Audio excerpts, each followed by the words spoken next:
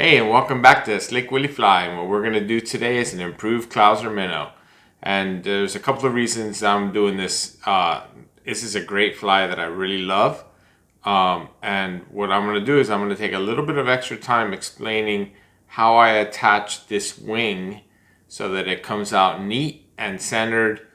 And I think it's a pretty cool little trick that I use to do that. So don't forget to hit the like and subscribe, and let's get started. Okay, so we're back, and here it is, the improved Clouser Minnow. And why do I call it improved? My Slick Willy version is because I incorporate a little bit of marabou into this fly. So let's go ahead and jump in on it. I have got a little bit of my materials ready, but not a whole lot. So I'm going to start with a little bit of 140 denier in yellow. This is ultra yellow, and we're just gonna go ahead and get the bead put on. Now I'm gonna try to do a little bit more detail on this fly. So what I have in the vise is a size 2 saltwater hook, stainless steel hook, and this isn't specifically a saltwater fly. I'm actually thinking about this particular fly is going to be great for largemouth bass. But this fly definitely will work in saltwater. So because of that, I'm putting the stainless steel hook on. So where do I want to put the eye? The Dumbell eyes that I'm using, they're hairline brass Dumbell eyes. These are them right here. And I'm using the yellow. And the placement of the eyes is important. You know, if you were to place the eyes right at the front of the hook, that would give it a very much a jigging action. Depending on where you place the eyes is going to determine how this fly sinks. Now, I want this fly to flutter. I'm thinking that this fly is going to be used not in fast moving water. It can be. It might end up that I cast this fly into some kind of a application where I have some moving current or even a river. You never know. But I'm thinking right now largemouth in Florida, basically golf course lake is what I'm thinking. Some kind of a still water application. Canals, lakes, that kind of stuff. So I'm going to go ahead and put my Dumbell eyes on far enough back that it won't really be a jig, but it's going to give me a little bit of a jigging motion. And now I'm going to go ahead and just give that a little touch of super glue on the thread and on the eyes, because I don't want this material to spin. And while I allow that material to the glue to dry, we're going to talk about this marabou feather. All right. So the reason I call this my improved Clouser is because I use a little bit of marabou on this fly. And this is a beautiful marabou feather. This is a perfect feather for a big tasty, but it's way too much feather for this application. So what I'm going to do is I'm going to basically just find a good spot here, and I'm going to use scissors so I don't damage the feather, because there's enough feather here to make a bunch of flies. So as you see, I just trimmed the edge off, the end off, and I have the end in my fingers here, right here, and I'm going to go ahead and just moisten that, which will make my life a lot easier. So I just licked my fingers. Now I'm going to moisten that. And now I'm going to establish a length. I really don't want this to be very long. That length right there is plenty long for what I'm doing. So I'm going to pinch. I'm going to trim the rest off. Now I have an established length. So I could bring back my tying thread right to the back of the eyes. I give this a spin to the right. And by giving it a spin to the right, that's going to make the thread wrap in the direction that I want it to wrap. Just like that. Perfectly. It will wrap perfectly every single time. And now I'm just going to go ahead and lock that in. Perfect. Beautiful. Got a beautiful marabou tail there. So now I'm going to get a piece of white bucktail. And really what I want is I want a bucktail piece that will go from the back of the eye to slightly longer than my tail. So when I'm picking my little clump of bucktail, that's my goal. But at the same time, I don't want a lot of bucktail. I want this to be a sparse fly. I want this fly to sink in the water column. So all I'm going to do, here's my piece of bucktail, perfect length. So now that's the length I'm looking for. So I'm going to pinch it right there. And I'm going to cut that off. And now, like you see me do in the past, I'm going to remove any guard hairs that might still be hanging in there.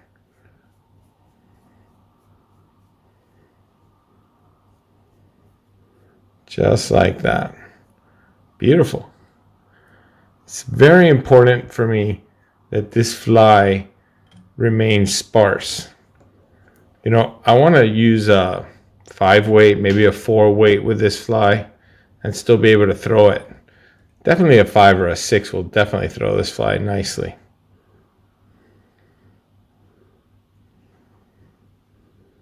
So I know that my length, which I had pre-measured, was good.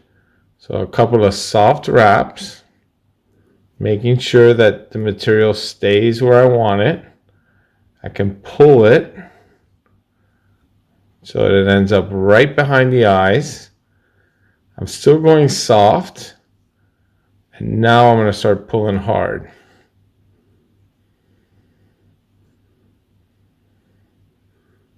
Clean that nicely up behind the eyes. I'm going to go ahead and wrap this nicely back to that tie-in point. This does a couple of things. This makes the fly look clean, which is very important to me. And it gives me a little underbelly. Beautiful. So now I'm going to go ahead and flip this fly over so that it sits the way it needs to sit. I'm going to adjust my camera angle ever so slightly here. Okay, so I like the way the camera looks now. So now I'm going to just take a second, and this step that I'm about to do is really not necessary. But I'm a little bit of a perfectionist in my own little world. So I'm just going to trim that up ever so slightly. All right. So at this point, the next piece of material that I put on is a little bit of flash. I bring my thread in front of the eyes. And what I have for flash is I have Flashabou Pearl Yellow, which I pulled out about, I don't know, maybe that's 4 strands, which I'm going to fold in half. And to that, I'm going to add 1 piece of gold, which I've already folded in half. So I'm going to put all these together, just like that, with staggered ends. You can see my ends are staggered. I'm going to go ahead and just put them on the thread as evenly as I can. And these are going to get locked in right on top. Just like that. And I think that came out quite perfect. And this will lay down, as soon as I get my bucktail in here, you will see this laid down way better.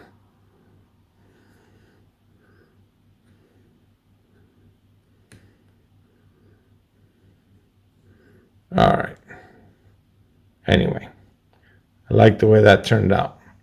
Very staggered. So now for my final bucktail, I have a choice.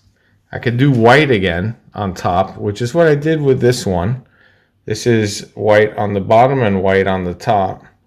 Or I can use a piece of yellow bucktail, which I think will probably look pretty cool as well. I think I'm going to go with the yellow. So I want to get a piece, again, the length is very important. I want to get a piece that's going to be long enough. I want it to be sparse but long. And by long enough, it needs to be beyond the marabou. So I got my piece.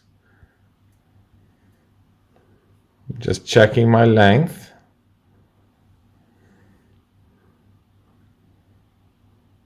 That's about the length that I want.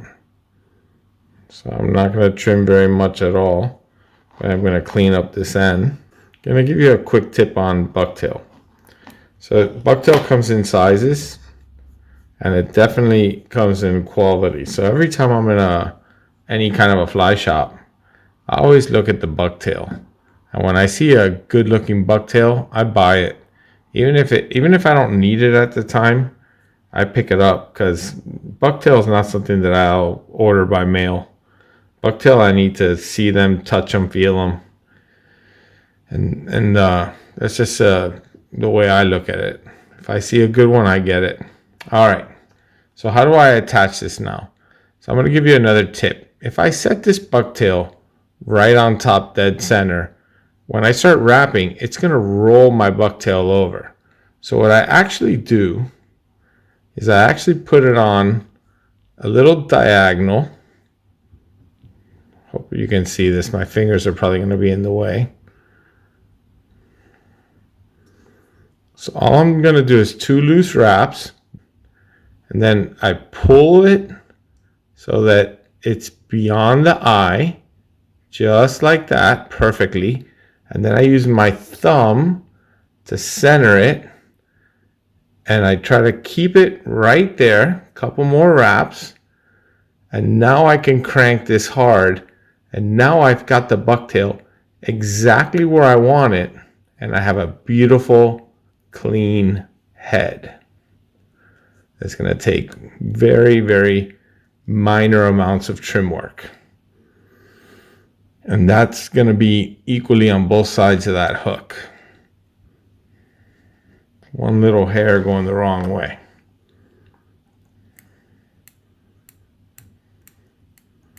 This is when having great sharp scissors is really helpful.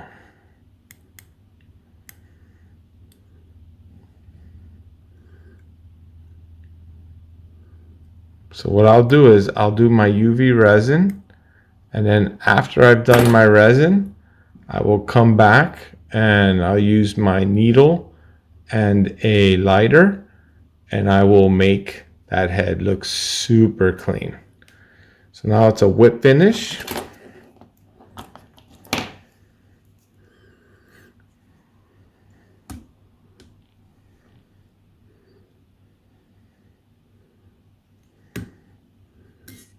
And that is the improved Clouser, which is like, if I was going bass fishing, if I was going to go largemouth bass fishing, this might very well be the very first fly I choose. I love the way it turned out.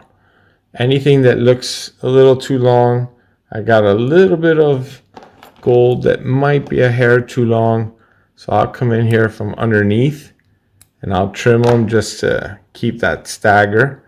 That marabou is going to give it a ton of action, and it's going to swim hook side up. So the last thing we're going to do is a little bit of UV resin. For UV resin, I'm using Rapid Zap medium, which is, they call it medium, but this is the original consistency. So all I'm going to do is I'm going to put a little drop right between the eyes, just to make sure those eyes never move. This bottle is getting a little empty, so I'm just letting gravity do its thing. If you try to squeeze too much, you'll get bubbles. I don't want bubbles.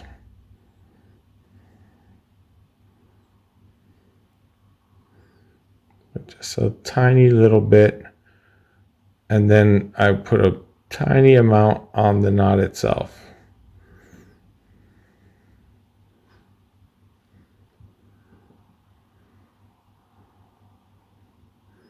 You know, the Clouser Minow is, I mean, I can't express to you enough the importance of this fly in the world of fly fishing. This fly has probably caught more fish than, I don't know. It's hard to imagine that there's a lot of flies in the world with the track record of the Clouser Minow. It gets tied in every shape and color, all kind of different sizes. There's a million different variants. I tie it in craft fur. I tie it in all marabou. I use flat wings. I mean, it is just an awesome fly. In this particular size, the size 2, I find it to be super, like, this is a very useful size. I can easily use this for saltwater as well as freshwater, and it's just an awesome fly. Catches a lot of fish.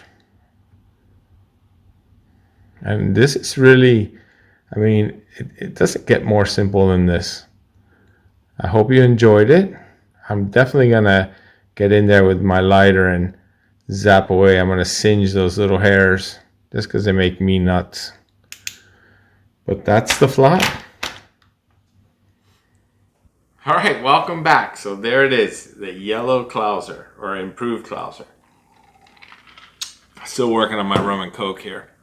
So hope you enjoyed the video. Don't forget to hit the like and subscribe. I hope that you learned a little trick. The one important trick there was how I put the, on this particular case, bucktail, on one side of the hook, and as I wrap, it rolls the bucktail centered. And that's the same if you're using craft fur or a lot of other synthetic materials. So you saw the way I put it on a little bit on the diagonal, wrapped, and as I wrapped and as I pulled hard, it's centered. I used my fingers to make sure it stayed exactly where I want it and cranked it tight. So I hope that you got that tip from this fly. Great fly. Don't forget to hit the like and subscribe. This is a killer. So hope you tie it, hope you enjoy it. The improved Clouser Minow. Thank you for watching. Good luck catching.